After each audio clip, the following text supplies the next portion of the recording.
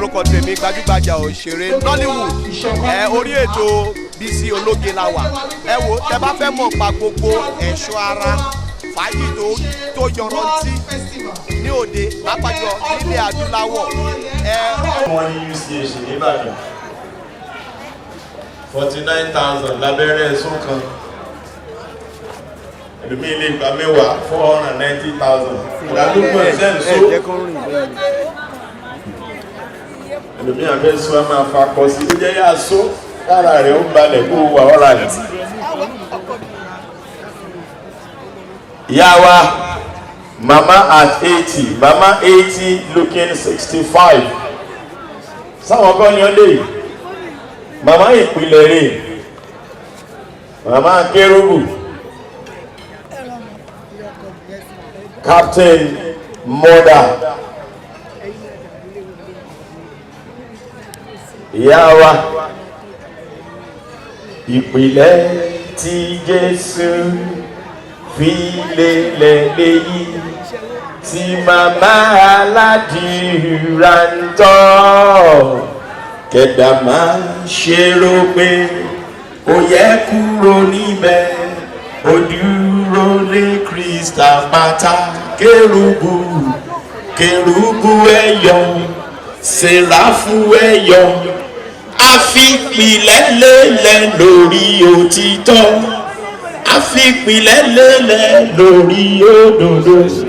Our mother captain Idowu Phillips, the world famous Ìyá Rainbow, Mama Rainbow, Ìyá Òṣùmàrè, Mama 80, Mama 80 looking 60-65. Ìjẹ̀bú òdòrò ọmọ ìrìn ni wà. Ọmọ adúrú wọn dé ọmọ adúrú wọn ṣùgbẹ́ ní jẹ́jẹ́. Ọmọ ń ṣe ní ọ̀yọ̀yọ̀ ní ọ̀yọ̀yọ̀ máyọ̀ mọ́ bàbá wa ní ohun tí ń ṣe ní òde ìpani iṣu mẹ́fà ní iṣu àwọn àjẹ̀bú.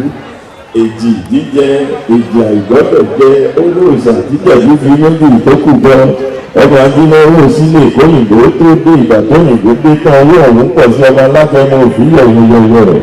Ọmọ ẹlẹ́yìn kùlé àdémáwú òòṣà òkè gbẹ́kẹ̀ nígbàdí onílé yìí ìyá mi ẹ pè láyé ẹ fọwọ́ pawú ẹ fèrè gidobi ìyá ló ṣẹ̀mí lọ́wọ́ o.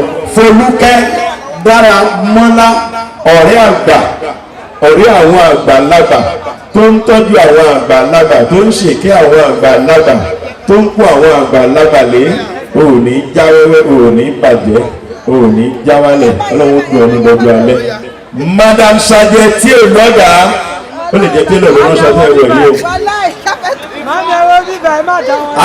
Aṣọ yìí ó màmá mi sí gbogbo ẹ̀ papọ̀ èmi mo mú léèsì màá rán nù ẹ̀ èmi mo rán àkàrà màá rán nù ẹ̀ mo tún mú oní stone náà màá lò níbẹ̀. Màmá mo tiẹ̀ láìkí bánsà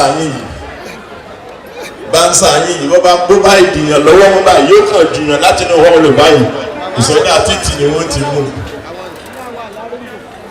A fẹ́ gbàdúrà.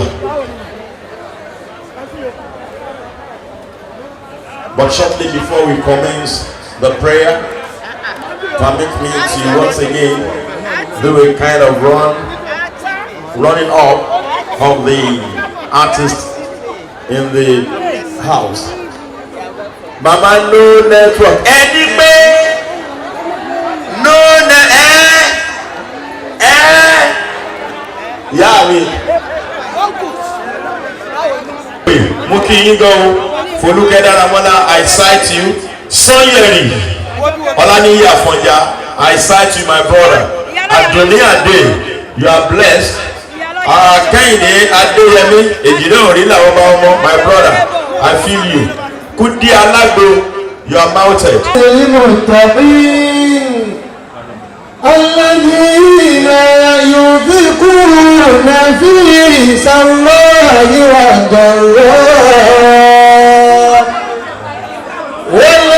والكاظمين الغيظ والعافين عن الناس والله يحب المحسنين والذين إذا فعلوا فاحشة أو ظلموا أنفسهم ذكروا الله